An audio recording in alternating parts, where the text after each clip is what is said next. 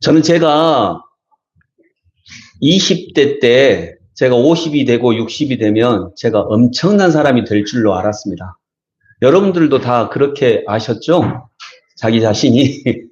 근데 엄청나게 평범한 사람이 되어서 지금 이렇게 삶을 살아가고 있습니다. 1년의 마지막 주입니다. 1년 동안 우리는 정말 평범하게 살아왔습니다. 하나하나 살펴보면 엄청난 삶도 아닙니다.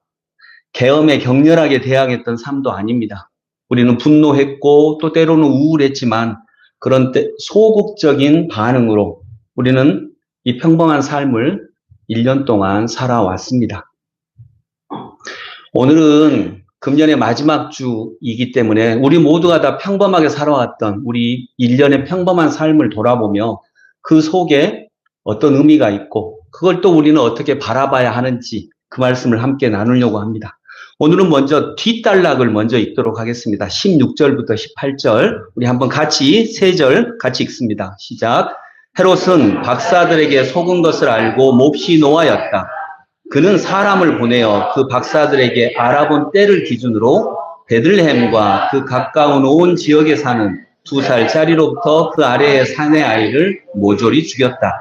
이리하여 예언자 예레미야를 시켜서 하신 말씀이 이루어졌다. 라마에서 소리가 들려왔다. 울부짖으며 크게 슬피 우는 소리다. 라헬이 자식들을 잃고 우는데 자식들이 없어졌으므로 위로를 받으려 하지 않았다. 아멘. 자, 지난주는 성탄이었습니다. 성탄의 기쁜 소식이라고 우리가 얘기하죠. 예, 성탄은 기쁜 날입니다. 그래서 우리가 전야 때에도 우리 자녀들 또 찬양대의 특성을 보면서 우리가 많이 웃고 많이 즐거워했습니다. 그런데 일주일 만에 분위기가 완전히 바뀌었습니다. 천사들의 성탄의 기쁜 소식은 얼른 예수님이 죽으시니까 잘못하면 살해당하시니까 얼른 이집트로 피해라라고 하는 다급한 피난의 소리로 바뀌었고 그리고 예수님을 찾지 못한 헤롯은 예수님을 죽이기 위해서 그 근방에 2살 이하의 사내 아이를 모조리 죽이는 참혹한 일을 벌입니다. 이것이 성탄 바로 뒤에 벌어진 일입니다.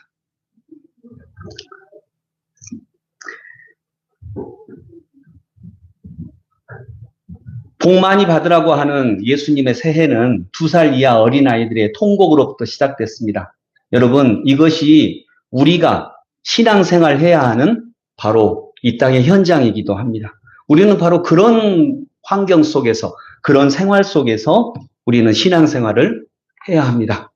그리스도를 기다려야 하는 것입니다. 아까 302장 우리가 찬양했는데 3절에 보면 많은 사람이 얕은 물가에서 저 큰 바다 가려다가 찰싹거리는 작은 파도 보고 마음 약하여 못 가네. 또 4절에 자 곧 가거라 이제 곧 가거라 저 큰 은혜 바다 향해 자 곧 내 노를 저 깊은 데로 가라 망망한 바다로. 노를 저어서 깊은 데로 가야 돼요. 망망한 바다로 가야 돼요. 어디가 끝인지 몰라요. 안전할지 모릅니다.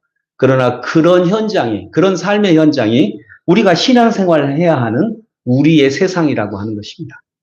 우리가 신앙생활 해야 하는 현장은 헤롯이 가장 큰 권력자로 살아 있습니다. 우리는 이 구절을 오늘날 현실 속에서도 봅니다. 헤롯이 박사들에게 속은 것을 알고 몹시 노하여서 속은 것도 아니죠. 자기 생각에 속은 거죠. 2살짜리로부터 그 아래의 사내 아이를 모조리 죽였다. 이리하여 예언자 예레미야를 시켜서 하신 말씀이 이루어졌다. 여러분 2살짜리 어린 아이들이 2만 명 가까이 죽습니다. 이 아이들이 무슨 죄인가요? 이 아이들의 죽음의 의미는 무엇인가요? 어떻게 해석해야 하나요? 우리들은 오늘 이 구절이 계엄을 일으켜서 약 2만 명을 죽이고 새로운 권력을 얻으려 했던 무속에 찌들었던 오늘날의 헤롯을 보았기에 먼 옛날 이야기로만 들리지 않습니다. 일주일 만에 모든 것이 바뀌었습니다. 천사들의 찬송 소리는 얼른 피하라는 다급한 비명 소리로 바뀌었고 경배하러 가겠다는 헤롯은 모든 아이를 죽이는 참혹한 독재자로 바뀌었습니다. 그런데 우리의 신앙생활은 바로 그런 속에서, 그런 삶 속에서 진행이 됩니다. 제가 아까 동역수양회 같이 가자고 했잖아요. 같이 가시면 좋겠다. 우리가 정말 성장해서 영적 부모가 되었으면 좋겠다. 영적 어린아이들을 돌보아주고 그들을 영적 부모로 성장시켜내는, 그래서 서로가 성장하고, 근데 성장시켜내는 거 아닙니다. 여러분, 성장시킬 때 실은 누가 커가죠? 내가 커가요. 양육과정은 그 사람을 성장시키려고 하는 거 아닙니다. 그건 완전한 착각입니다. 내가 성장하기 위해서 하는 것입니다. 부모가 실은 가장 깊어지거든요. 그런데 우리 교인들은 왜 이렇게 가기가 어려울까 했는데, 제가 본 어느 교회는 되게 많이 가는 거예요. 막 수십 명이 가는 거예요. 그래서 저 사람들은 신앙이 엄청 좋은가? 근데 봤더니 그분들은 대전에 있는 교회인데 성도들이 연구원들이 많아요. 그래서 휴가 내면 돼요. 근데 우리 성도들은 여러분 다 아시잖아요. 우리 성도들은 사회적으로 리더 그룹에 있는 사람이 거의 없어요. 자영업을 하는 분들도 거의 혼자서 하는 자영업자예요. 그래서 문 닫고 가야 돼요. 다른 분들은 직원들한테 맡기고 갈 수 있는데 우리 교회는 그런 분들이 없어요. 또 제가 몇 분들한테 같이 가자고 했더니 눈치 보인다고 하더라고요. 여러분, 우리 교회는 상대적으로 그런 분들이 많아요. 그래서 그랬구나. 이해가 됐어요. 우리가 신앙이 부족해서 그런 게 아니구나. 우리 교회의 상황이 그렇구나. 이 끝없는 노동, 그 속에서도 놓치지 않는 예수 그리스도와 하나님의 나라. 여러분, 그런 마음으로 우리가 함께 그래도 그 어려움을 뚫고 저는 가서 여러분들이 하나하나 부모로 성장했으면 좋겠다. 그 속에 장엄함이 있고 그 속에 거룩함이 있고 존귀함이 있다. 이렇게 생각해서 여러분들의 어려움을 알지만 같이 가자고 권유합니다. 그러나 우리 교회가 정말 우리 한국에 살아가는 일반 사람들을 대변하고 있는 교회일 수도 있겠다. 우리 한국 사회에 연구원이 많지는 않잖아요. 우리들과 같은 사람이 훨씬 많잖아요. 저는 오늘 이 구절을 읽으면서 노래 하나가 생각이 났습니다. 1990년, 지금부터 35년 전에, 그때는 여러분, 부모님들이 다 일을 나가면 애들은 뭐 하고 있었을까요? 어린이집 갔나요? 그때 어린이집 없었어요. 근데 한 사건이 발생해요. 제가 이 노래는 몇 번 들려드렸는데, 엄마 아빠도 다 일을 하러 나가요. 그러면 아이들을 맡겨야 되는데, 그때는 성교원이 있었어요. 교회마다. 근데 성교원도 돈을 내야 돼요. 조금 적지만 그래도 돈을 내야 돼요. 선생님이 계시고 그러니까 월급 줘야 되니까. 근데 그 돈도 낼 수 없는 가정이 있어요. 근데 그 가정들은 애들을 밖에서 문을 잠그고 가거든요. 그 3살, 4살짜리 아이들을 문을 열고 가면은 나가다 길을 잃을 수도 있고 유괴당할 수도 있고, 그러니까 엄마 아빠가 나가면서 밥 차려놓고 요강 놔두고 밖에서 문을 잠그고 가요. 그러면 아이들은 하루 종일 집 안에 있어야 돼요. 방 안에, 집안이 아니라 방 안에. 단칸방이니까. 테레비도 그때는 저녁에 나와요. 그럼 애들은 정말로 할 일이 없어요. 그때 안타까운 사건이 하나 벌어집니다. 지금 우리는 어린이집 보내면 되지. 그때 어린이집이 없었습니다. 그 노래 들어보겠습니다. 가사를 잘 들어봐 주시기 바랍니다. 예수님의 성탄 이후에 죽었던 그 아이들의 죽음의 의미는 무엇일까요? 90년도에 이 아파트가 아니라 이 방에서 화재로 죽어갔던 이 두 아이들의 죽음의 의미는 무엇일까요? 그냥 값없는 죽음일까요?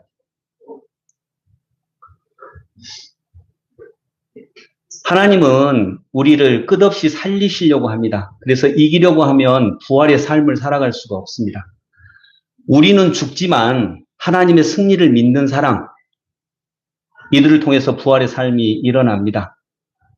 실제로 이 사건 이후에 전국적으로 어린이집을 세우라고 하는 운동이 광범위하게 벌어졌고, 이들이 희생당한 4년 후 1994년부터 국가가 주도하는 어린이집이 전국적으로 곳곳에 세워지게 됩니다. 그리고 이제 아이들이 국가의 지원을 받으면서 부담이 없이 어린이집을 다니게 됩니다. 요즘에는 또 어린이집이 없어지고 있지만요. 그래서 우리 영철이하고 혜영이의 이 희생은 그냥 우리가 소위 말하는 개죽음이 아닙니다. 그냥 없어진 게 아니에요. 이들의 덕으로만 된 건 아니지만 이들의 희생을 통해서 분명히 우리나라의 어린이집이 전국 곳곳에 확대가 되고 국가의 비용으로 정말 이렇게밖에 아이들을 맡길 수 없었던 부모들이 아이들을 맡기게 됩니다. 여러분, 우리들이 신앙생활 해야 하는 현장은 지금도 그렇습니다. 우리들이 신앙생활 해야 되는 현장은 성탄절 그 기쁜 찬송 소리만 있는 게 아니라 그 후에 우리는 계엄과 같은 이런 말도 안 되는 이 현장 속에서 우리는 신앙생활을 해야 됩니다.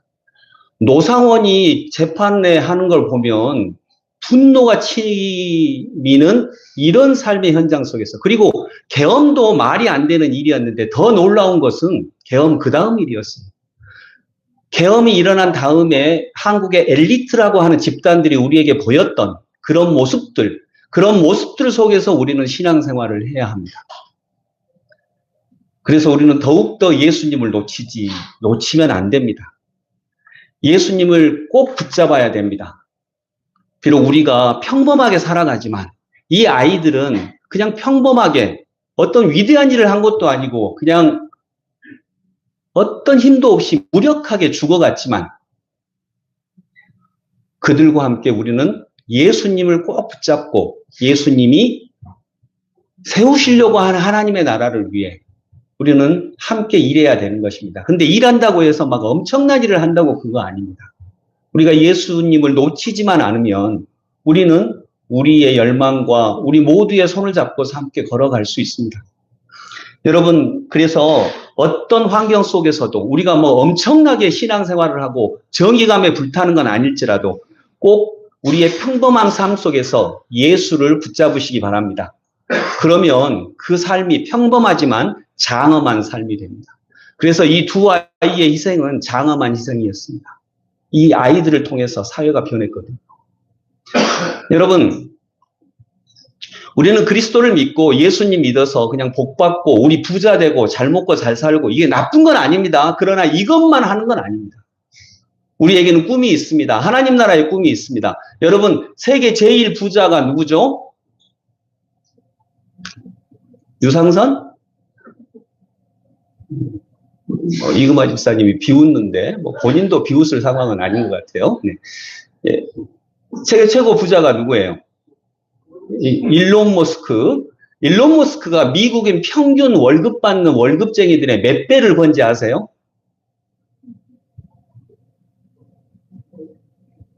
미국인 평균 월급쟁이들의 몇 배를 벌까요? 한 달 수익이. 대략 몇 배일 것 같아요? 한번 상상해 보세요. 100배는 더 된다. 240배. 웃습니다. 웃어.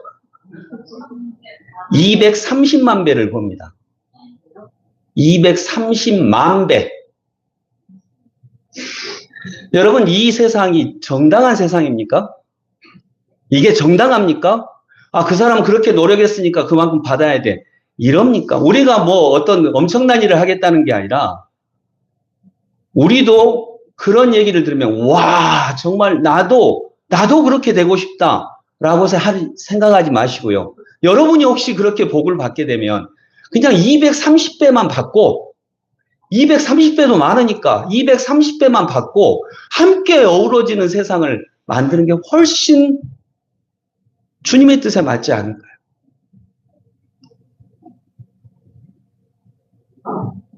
삼성 누구 건가요? 이재용 거. 이런 생각부터 버려야 됩니다. 왜 삼성이 이재용 겁니까? 삼성이 망할 기회가 여러 번 있었습니다. 망할 위기가. 그때 왜 안 망했죠? 국가에서 엄청난 세금 줘가지고 다 살려놨습니다. 삼성이 누구 겁니까? 그러니까 우리가 뺏는다 이 말이 아니라 그것을 이재용 거야 라고 생각하고 그것만 부러워하고 있으면 안 된다는 거예요. 우리는 그러면 이 두 아이들이 죽는 세상을 끝없이 만들 수밖에 없어요. 우리는 요구해야 돼요. 그건 공공의 영역이 있다는 것을. 그래서 함께 살아가야 한다는 것을. 뭐 그 외에도 여러 가지 얘기할 수 있어요. 그러나 이 희생당한 예수님의 성탄 이후에 희생당한 이 2만 명의 어린 아이들, 이들의 희생은 그냥 값없는 희생이 아니에요. 두 아이의 희생이 어린이집을 만들었던 것처럼 하나님의 나라를 꿈꾸는 모든 사람들의 희망 속에 이 아이들의 희생이 있습니다. 그래서 우리는 함께 어떤 평범한, 우리가 뭐 엄청난 삶을 살지 않지만 평범한 삶 속에서도 예수님을 붙잡아야 된다. 그리고 우리는 기도해야 된다라고 하는 것입니다.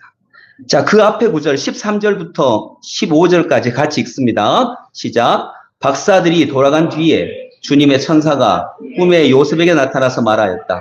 헤롯의 아기를 찾아서 죽이려고 하니 일어나서 아기와 그 어머니를 데리고 이집트로 피신하여라. 그리고 내가 너에게 말해줄 때까지 거기에 있어라.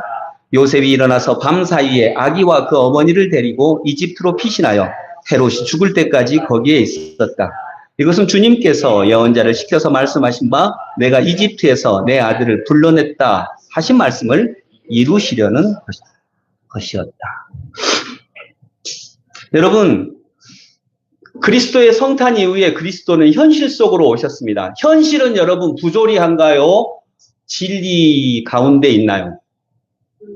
현실은 부조리합니다. 현실이 부조리하다고 느껴지는 이유는 뭘까요? 그 부조리한 현실 속으로 진리가 들어왔을 때만 우리는 부조리를 느낍니다.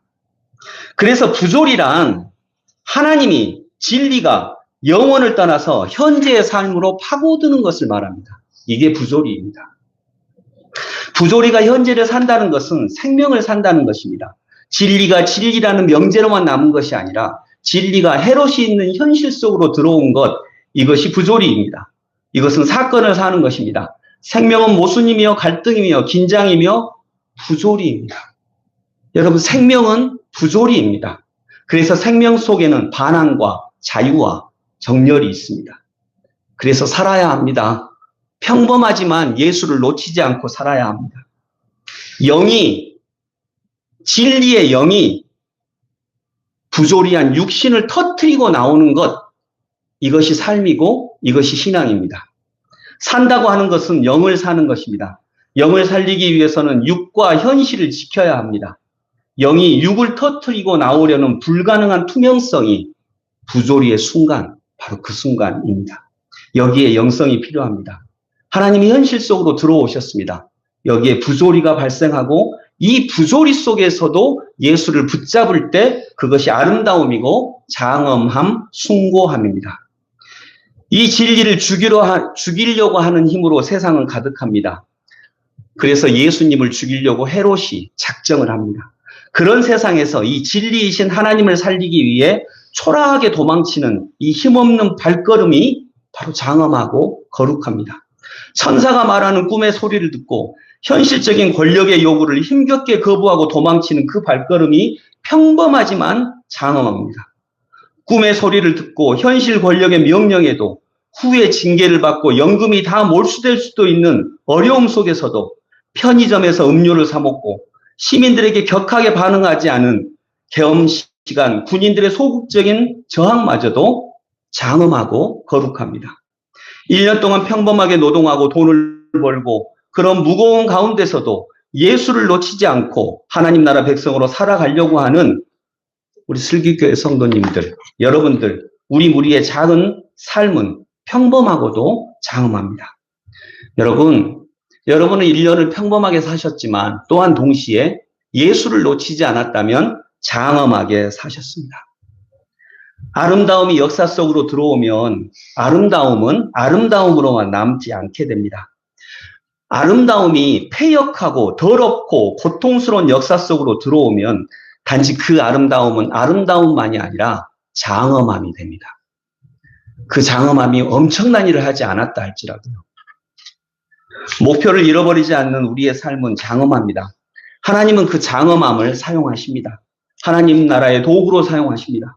목표를 잃어버리지 않는, 예수님을 잃어버리지 않는 평범함은 그래서 장엄합니다.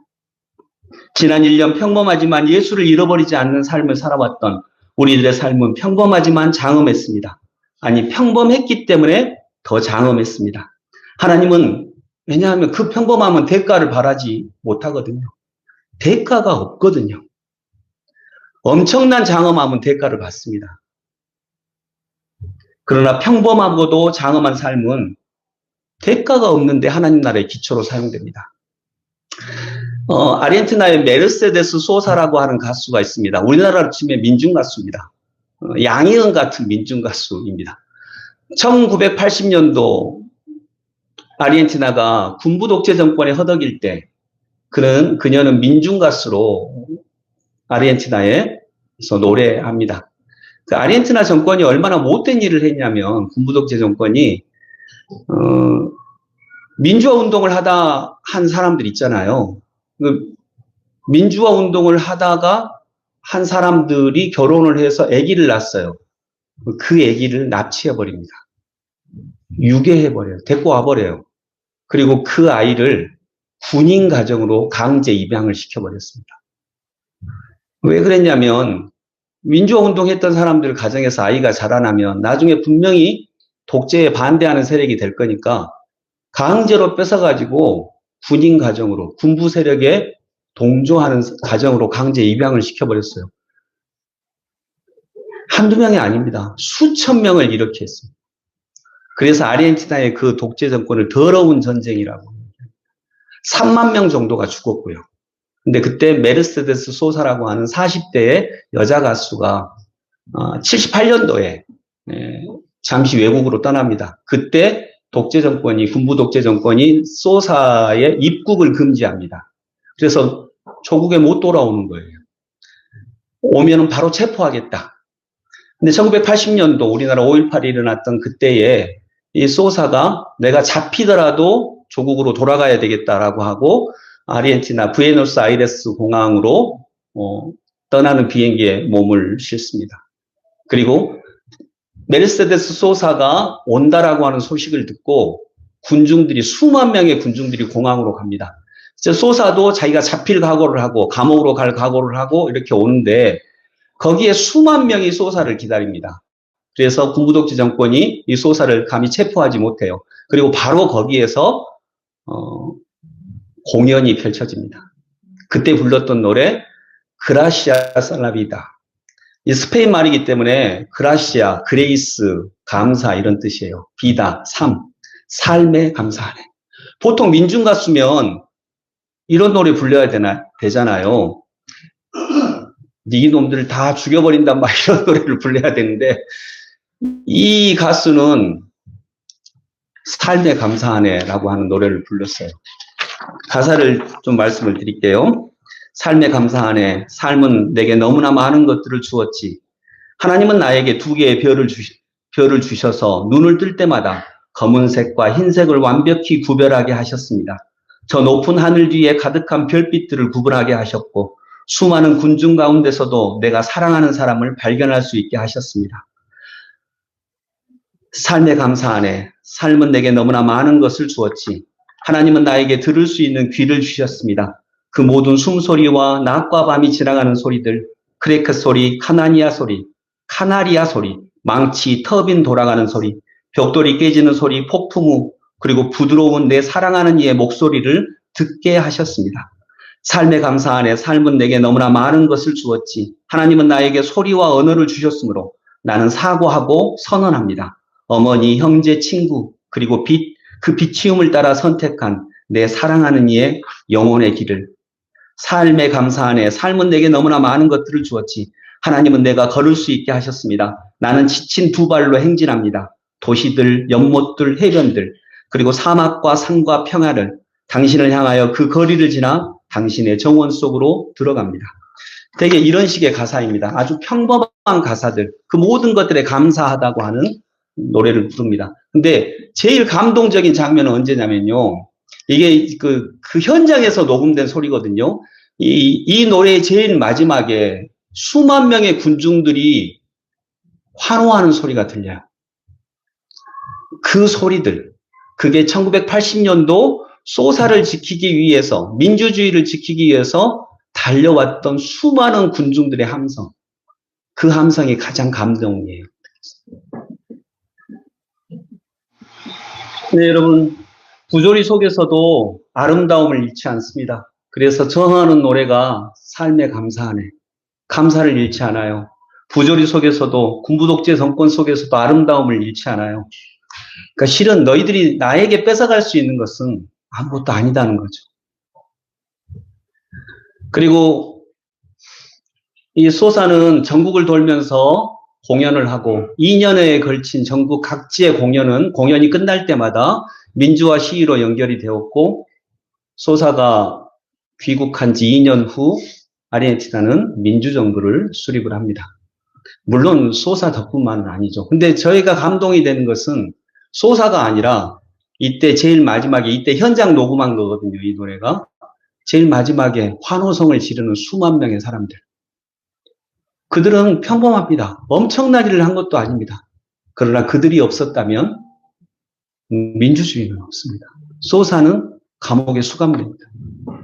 여러분, 우리가 엄청난 일을 하지는 못하지만 바로 그 군중 속의 한 명이 되어서 우리는 지난 겨울 계엄을 막았고 탄핵을 시켰고 민주주의를 이루었고, 더 중요한 것은 그런 과정 속에서도 우리는 예수를 잃지 않았습니다. 그래서 우리들의 평범한 삶은 평범하지만 장엄합니다. 그 군중들의 소리는 누구 소리인지 알 수 없지만 지극히 평범한 사람들이지만 또 평범하지만 장엄합니다. 말씀의 결론을 내리면서 윤동주 시인의 무서운 시간이라고 하는 시가 있습니다. 윤동주 시인의 시인데 많이 알려져 있는 시는 아니에요. 짧은 시기 때문에 제가 한번 읽어보겠습니다. 나를 부르는 것이 누구요? 가랑이 위팔이 푸르러 나오는 그늘인데 나 여기 호흡이 남아있어. 한 번도 손들어 보지 못한 나를, 손들어 표할 하늘도 없는 나를, 어디에 내 한 몸 둘 하늘이 있어 나를 부르는 것이요. 일이 마치고 내 죽는 날 아침에는 서럽지도 않은 가랑잎이 떨어질 텐데. 이 시는 1941년도 바로 저 장소예요. 지금의 종로구에 있는 윤동주 시인의 하숙집입니다. 근데 여기서 지었던 시인데, 이전에, 지금 저 집이 아니에요. 이제 저 터예요, 터. 이제 옛날 실제로 하숙을 했던 집은 없어졌고, 이 하숙하기 전에 만주 고향에 다녀옵니다. 그러면서 나를 부르는 것이 누구요? 어떤 부름을 받았어요. 근데 아마도 윤동주 연구자들은 이 부름이 어떤 부름이냐면 우리 독립운동 같이 하자라고 하는 부름이었을 걸로 추정을 해요. 그래서 윤동주의 친구 사촌 형제였던 송몽규는 그 부름을 따라서 독립운동을 갑니다. 근데 아마도 정황상 윤동주는 그 부름을 거절했던 것으로 상상이 돼요.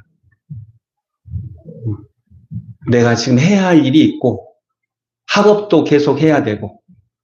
여러분, 이것이 그래서 윤동주가 어떤 엄청난 사람이 아니라는 걸 보여줍니다. 우리들처럼 평범한 사람들이에요. 무섭고. 그래서 나를 부르는 것이 누구요? 가랑이 위팔이 푸르러 나오는 그늘인데 나 여기 아직 호흡이 남아있어. 한 번도 손들어 보지 못한 나를, 손들어 표할 하늘도 없는 나를, 어디에 내 한 몸 둘 하늘이 있어 나를 부르는 것이요. 일이 마치고 내 죽는 날 아침에는, 자기가 죽을 때가 되면 죽겠지만 지금은 자기 할 일이 있고, 그래서 윤동주는 이때 아마 이 부름이 독립운동의 부름이 아니었을까라고 추정을 하고 그걸 완곡하게 거절한 걸로 상상을 할 수 있습니다. 그러나 거절을 했다 그래서 윤동주는 일제에 부역하는 삶을 또 산 건 아니었죠. 평범하게 자기의 삶을 이어갑니다. 좋아하는 시를 쓰고 공부를 하고, 그러나 예수를 잃어버리지는 않습니다. 조국에 대한 사랑을 잃어버리지는 않아요. 그리고 그는 해방을 몇 달 앞둔 45년, 이 시를 쓴 지 4년 후에 결국 옥사합니다. 일본의 감옥에서 옥사를 합니다. 제가 이 노래는 시간이 많이 가서 들려드리지 못하겠는데, 여러분 무서운 시간하고 팬텀싱어 이렇게 보세요. 이 시를 노래로 만든 게 있거든요. 여러분, 윤동주 시인은 아마도 독립운동을 거절한 걸로 상상할 수 있습니다. 정황상. 그러나 독립운동을 거절해? 어떻게 그럴 수 있어? 근데 그의 삶은 그래도 장엄했습니다. 평범했는데 거룩하고 숭고하고 장엄했습니다. 그래서 여러분, 우리들과 동일합니다. 우리가 예수를 놓치지 않는다면 우리는 평범하지만 정말 숭고하고 장엄하게 살아갈 수가 있습니다. 금년 한 해를 돌아봅니다. 어떤 분들은 투병 생활을 했습니다. 병과 싸웠습니다. 평범한 삶입니다. 그러나 예수를 놓치지 않았다면 그건 장엄한 삶입니다. 아이를 기르는 일을 합니다. 평범한 삶입니다. 그러나 그러면서도 예수를 놓치지 않았다면 그건 숭고하고 장엄한 삶입니다. 일반적인 생활, 월급장의 생활을 합니다. 평범하죠. 그러나 예수님을 놓치지 않았다면 그건 역시 주님이 우리 모두의 삶을, 보통의 삶, 평범의 삶을 모아가지고 그러나 예수를 놓치지 않았다면 분명히 주님은 거룩하고 장엄한 삶으로 우리의 역사를, 우리의 삶을 인도해 가실 것입니다. 계엄에 우리 성도님은 계엄 이후에 진짜 우울증 걸렸다고 하더라고요. 계엄은 그렇다 치더라도 그 이후에 나타난 모든 말도 안 되는 현상들을 보면서 실제로 우울했습니다. 우울증에 걸릴 뻔했습니다. 그 분노도 우울도 평범하지만 장엄한 삶입니다. 우리가 평범하지만 예수를 놓치지 않았다면 여러분들은 금년 한 해 장엄하게 살아오셨습니다. 그리고 주님이 부르실 때에 그 부름에 조그맣게라도 응답하면 우리 모두의 걸음걸음을 통해서 하나님은 하나님의 승리를 완성해 가실 것입니다. 그것이 오늘의 기록입니다. 초라하게 예수님 지키려고 이집트로 도망치는 그 발걸음, 진짜 초라했지만 장엄한 발걸음이었습니다. 그리고 2만 명의 아이들의 죽음, 너무나 억울하고 초라하고 비참했지만 그 역시 장엄한 역사 속의 한 페이지였습니다. 여러분들의 삶도 그럴 것입니다. 우리 성도님들의 삶도 그래서 평범했지만 금년 한 해 예수를 놓치지 않았다면 정말 장엄함으로 주님은 지금도 우리들의 삶을 걸어가게 하실 줄로 믿습니다. 기도하겠습니다. 주님, 우리는 금년 한 해도 그냥 평범하게 살아왔습니다. 그러나 예수님을 놓치지 않았다면 그 평범함이 모아져서 장엄한 역사가 될 줄로 믿습니다. 우리는 엄청난 역할을 한 적이 없습니다. 우리는 수만 명 중에 한 명이 되어서 계엄에 반대하는 집회에 참여를 했고 또 먹고 살았고 일을 하였고 월급을 받았고 또 때로는 분노했고 또 때로는 환호했고 이런 일련의 삶을 살았습니다. 그러나 주님, 오늘 성경에 나오는 것처럼 예수님의 부모님들은 초라하게 헤롯을 피해 이집트로 도망갔습니다. 그러나 그 발걸음도 장엄했습니다. 2만 명의 아이들이 죄도 없이 죽었습니다. 그러나 그들의 희생은 또한 숭고하고 거룩하고 장엄했습니다. 아이레스 공항에 왔던 수만 명의 사람들, 그들 한 사람 한 사람은 지극히 평범하고 아무것도 아닌데 삶의 감사한의 노래 끝에 나오는 그들의 함성 소리가 결국 역사를 바꿨습니다. 주님, 우리가 예수님을 놓치지 않게 하옵소서. 그래서 평범하지만 정말 장엄하게 살아가는 저희들이 되게 하여 주옵소서. 예수 그리스도 이름으로 기도드립니다. 아멘.